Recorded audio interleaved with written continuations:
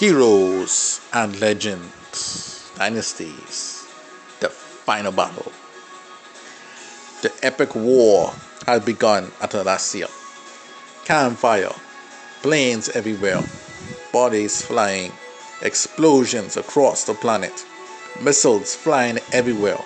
It was pure chaos and pandemonium. The soldiers, the heroes, the legends, the officers of all sides gathered and fought one another to the end.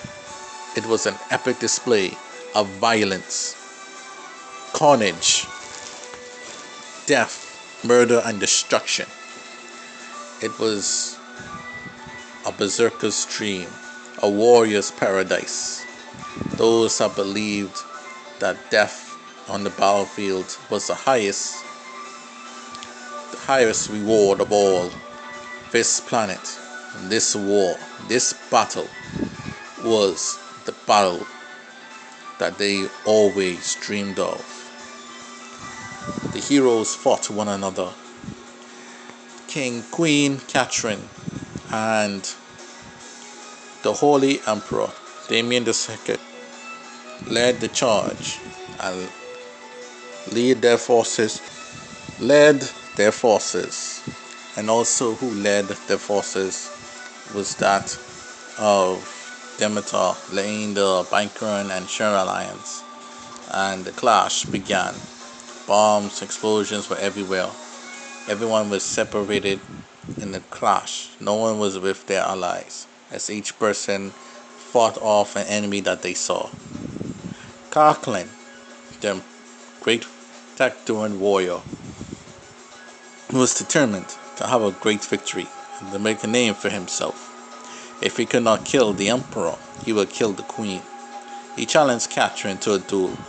Catherine was blasting people with energy beams and using her force shield to protect herself. Then she saw this Karklin guy coming down with his spears and tried to jump her. She then teleported behind him and blasted him. He defended himself with shields he made using the technology that he had invented for this fight. And he continued to attack. Catherine recognized who this guy was. And so, weren't you the one who tried to kill my husband?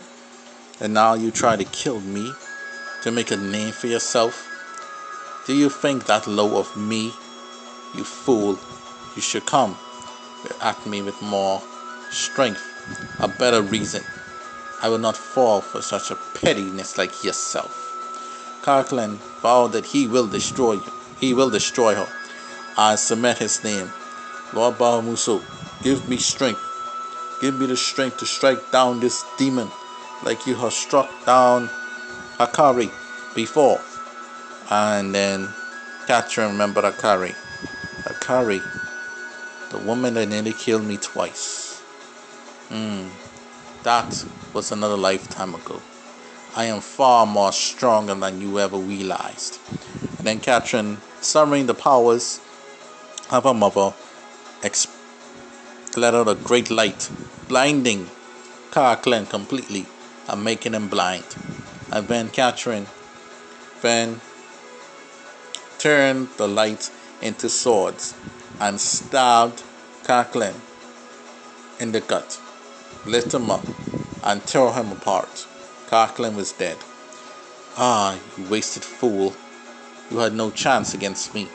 Your warrior's pride was your own undoing. And then Catherine proceeded to destroy other forces that were around her. Elsewhere, Nuvi, Catherine's personal cook and the cook of the Erysians, and one of Catherine's right-hand lieutenants, was fighting Seamanica, who was a beast of the American forces. I will destroy you, Erysian, and bring glory to my late lord. Ah, Nuvi said. Let me see her cook up a nice dish for you, Seamanica. The American forces and the name have fallen with your late lord. You all shall have died with him. Now I'm going to kill you and make you suffer in hot-boiled ashes. And then Nuvi, like a chef that she is, took out a big giant frying pan out of her pocket. Somehow it fit in there. And then after that, she got her giant spoon and lifted Sea Monica up from in the pan and was frying him alive. Sea Monica was burning. However, his berserker side and his prime side were not longer going down that easily. And so he took his sword, launched out, and tried to attack Nuvi. Nuvi then grabbed her sword and clashed with Sea Monica, who was half burnt alive. And Nuvi then did a spin kick at Sea Monica, so strong that he clashed into a tank and evaporated into ashes. Yang, the spear master of the Oricians, and Ziva, the man of action who served the Orician banquet, will find each other. Yang could not believe that the fellow Oricians would still find each other. "You fool, why do not join us?" And then Ziva said, "We are free to do whatever we wish. We no longer serve you lot. Now Kuvi is dead, and we'll never go back." And then Yang said, "You fool don't realize Lady Catherine is the new Nakuvi." And then Ziva was like, "What do you mean?" Yang said, "It's nothing. Fight me." The two dueled as Ziva was trying to comprehend what Yang just said. Elsewhere, the mighty behemoth Alkaline, the Orician Helton, who's under Queen Catherine, and one of her closest lieutenants, will find Tishon Monica.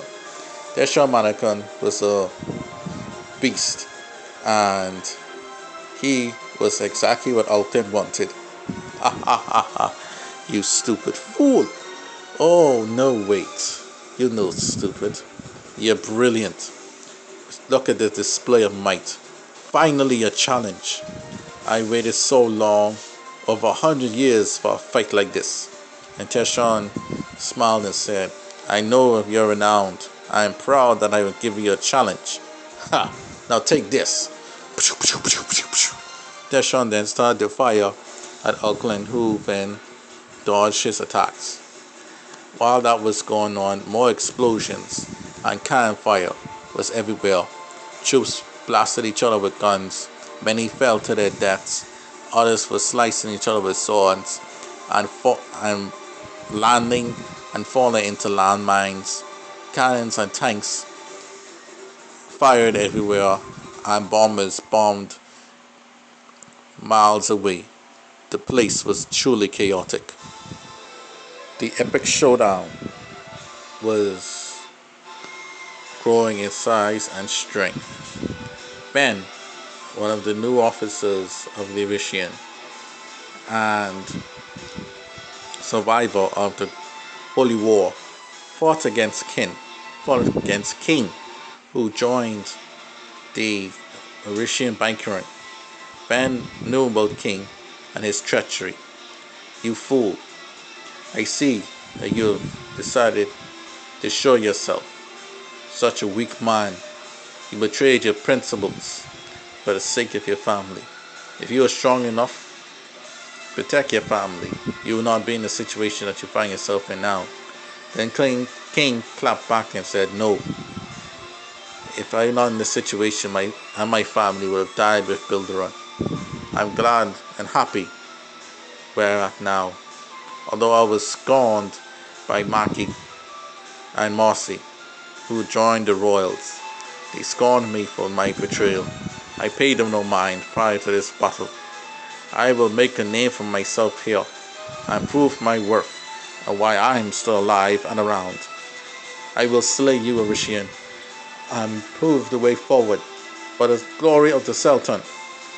And then while King was babbling his mouth, Ben then took out a hidden sword he had underneath his coat and did a spin and slashed King. All that big talk, King collapsed dead without even doing a single thing. Ben then commented and said, "You are a fool. Once a fool, always a fool.